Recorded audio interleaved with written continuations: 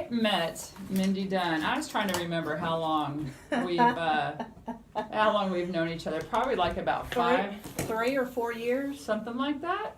Something. Yeah. It's been a while. Something like that. But what I love about this healthy journey is it helps me to reach out and be around people that are wanting more out of life, they take the risk, they do things different, they challenge themselves, and that's definitely been Absolutely. You. I've enjoyed our relationship just because of the growth. It's nice to have somebody who, growth causes change, and so there's got to be a little bit of grace there. You've got to understand things aren't always going to be the same.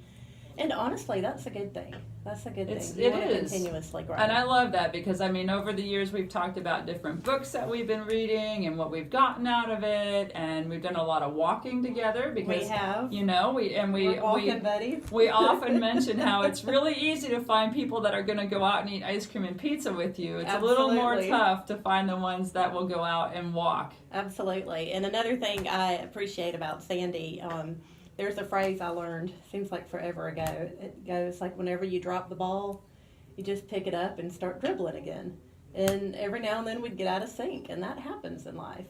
You miss a walk or two, and a lot of people do. They just drop the ball and leave it. Yeah.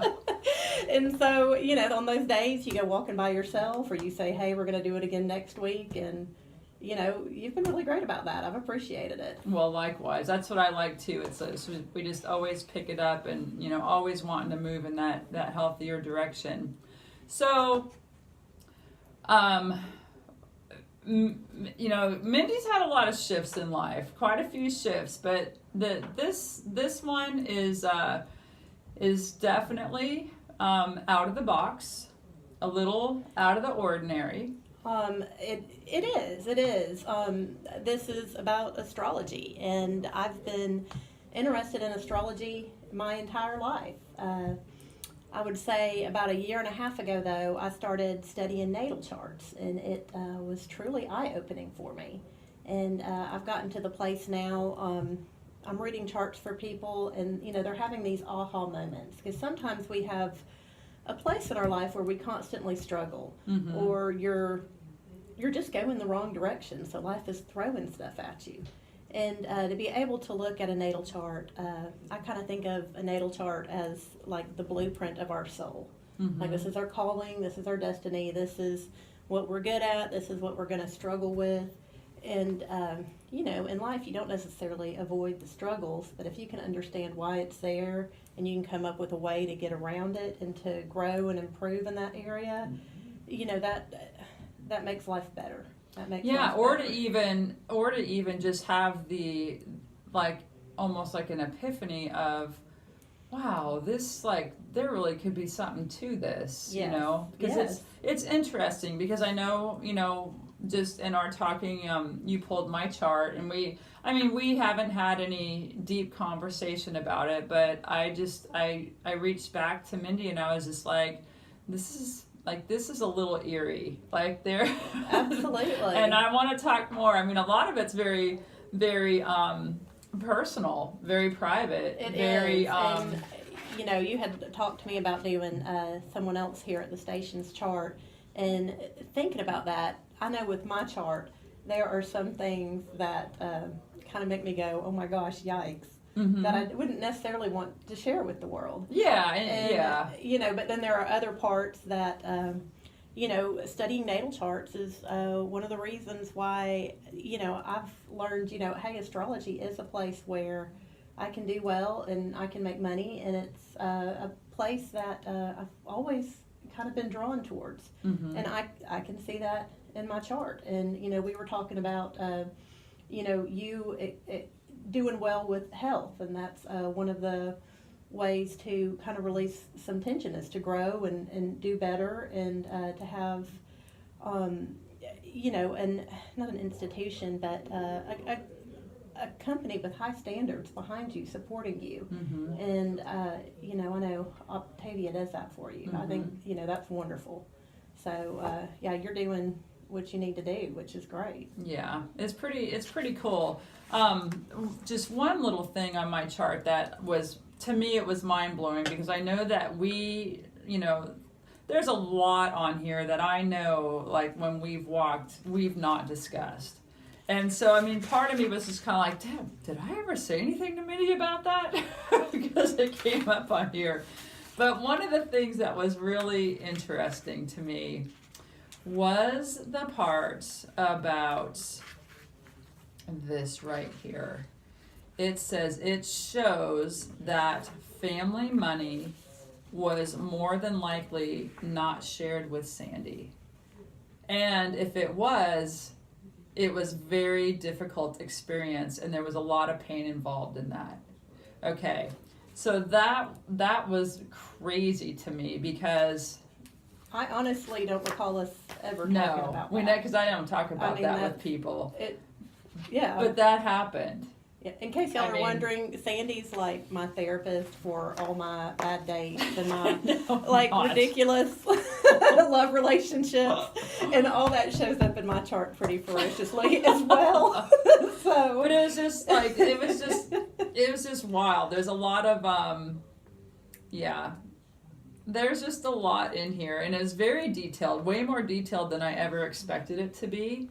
And so I still would like to sit down and go through it and have that time with you to talk about it. But overall, I was really surprised by it, and looking forward to learning more. The more I study it, the more relevant it is, and areas I have struggled with in my life. I mean, as you know, I've got an advertising company that I have been less than fantastic at selling advertising. And I can see in my chart why. Like, it shows that I need to move away from that. And real quick, I've been studying Jussie Smollett's chart. Mm-hmm. I don't know if you've been following that on the news. I saw a little bit of it, yeah. Do you care if we talk a little bit about that? Because we got just a few minutes left, but go for it. Awesome.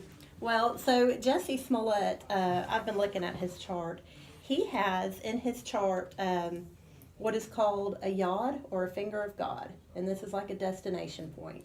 People who have, let me show it right here. So it's the little green triangles with the blue. So it's right here.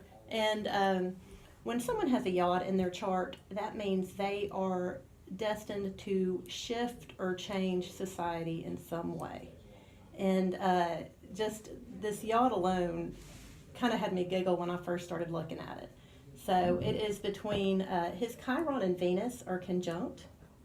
It goes to his Pluto and Jupiter being conjunct, and then it goes to his Neptune. So actors typically have Neptune pretty heavily in their chart.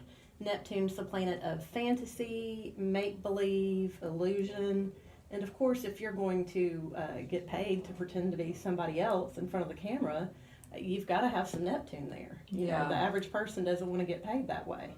And so this is one of the most aspected points in his chart. And it is sextile to Jupiter and Pluto. Now, Pluto's the planet of obsession. So wherever it is in your chart, if it's conjunct a planet, it makes you, you are focused, you are dedicated, you are obsessed, and then all of a sudden something will happen. It's like a phoenix that like burns to the ground and rises again. Mm-hmm. And so his Pluto is conjunct Jupiter, which is the planet of expansion. And so the aspect to Neptune of fantasy makes sense for him to be an actor. He's obsessed with making it big, and it's conjuncted, it's contacts Neptune. Well, then it comes down to Venus and Chiron. Chiron is known as the wounded warrior. It shows where you're insecure in life. It shows where you're hurt, where there's trauma, and it's conjunct Venus, which is the planet of love, of beauty, of luxuries. And so, what's interesting is that he unfortunately was, I can't say fortunately or unfortunately, but he was trying to, pull off a stunt. He was, which is very Neptunian, and he was, saying that one thing happened when another did, And it has, unfortunately, come to this point. So it's hit his Chiron, which has wounded him in his career, which is finances and everything like that.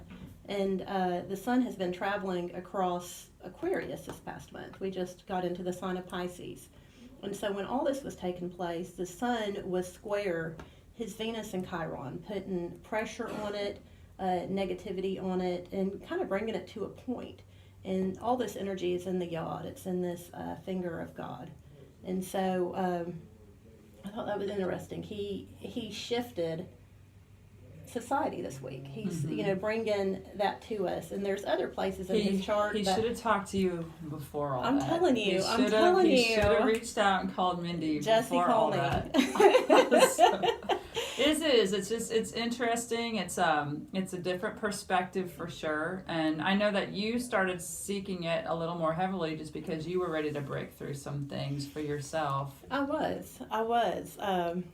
What are we pointing at? Well, we've just got a few seconds left. We're about to wind it, but we'll have to have you back because I mentioned it to Jay. I said, if you or Melissa are willing, because you don't know them, and so I think it would be interesting to I don't know Jussie, but he needs to call me.